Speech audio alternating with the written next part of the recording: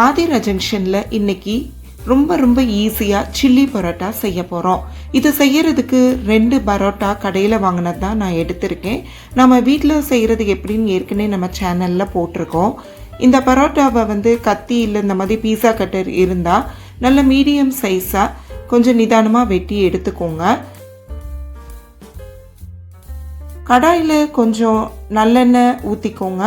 ஊற்றிட்டு 2 பச்சை மிளகாவை நீல வாக்கில் கீறி போட்டுக்கோங்க. அது காரம் கொஞ்சம் இறங்கவும் ஒரு பெரிய வெங்காயத்தை பெரிய துண்டுகளாகவே நறுக்கி போட்டுக்கோங்க. அதோட ஒரு பெரிய பழுத்த தக்காளி கொஞ்சம் கருவேப்பிலையும் சேர்த்து நல்லா வதக்கி விடுங்க. இது லைட்டாக வதங்கவும் ஒரு டேபிள் ஸ்பூன் அளவுக்கு இஞ்சி பூண்டு பேஸ்ட்டு சேர்த்து வதக்கிக்கோங்க. அடுத்ததாக சின்ன சைஸ் குடமிளகாயை நான் கொஞ்சம் மீடியம் சைஸ் துண்டுகளாக வெட்டி போட்டிருக்கேன். மசாலா பொருளுக்கு தனி மிளகாத்தூள் 1 டீஸ்பூன், மல்லித்தூள் 1 டேபிள் ஸ்பூன், தேவையான அளவு தூளுப்பு போட்டு வதக்குங்க. கொஞ்சம் போல் நீங்கள் தண்ணி ஆட் பண்ணிக்கோங்க. அப்போ மசாலா அடி பிடிக்காமல் இருக்கும். அடுத்ததாக soya sauce 1 table spoon, chilli sauce 1 table spoon, tomato sauce நல்ல ஈரப்பதமாக இருந்தால் தான் நல்லாயிருக்கும். அதனால் 3லேருந்து ஒரு 5 டேபிள் ஸ்பூன் ஊற்றிக்கோங்க.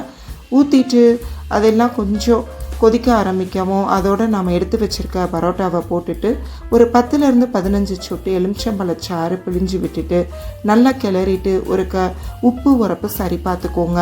ஃபைனலாக கொஞ்சம் கொத்தமல்லி தழைகளை தூவி விட்டு நல்லா கிளறிட்டு எடுத்து வச்சுருங்க. அவ்வளோதான், உங்களோட சில்லி பரோட்டா ரெடி ஆயிடுச்சு.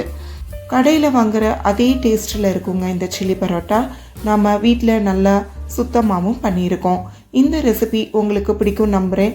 பிடிச்சிருந்த ஆதிரா ஜங்ஷனை லைக் பண்ணுங்கள், ஷேர் பண்ணுங்கள், சப்ஸ்கிரைப் பண்ணுங்கள். மறக்காமல் பெல் ஐக்கானை ப்ரெஸ் பண்ணுங்கள். மீண்டும் ஒரு ரெசிபியோடு சந்திப்போம்.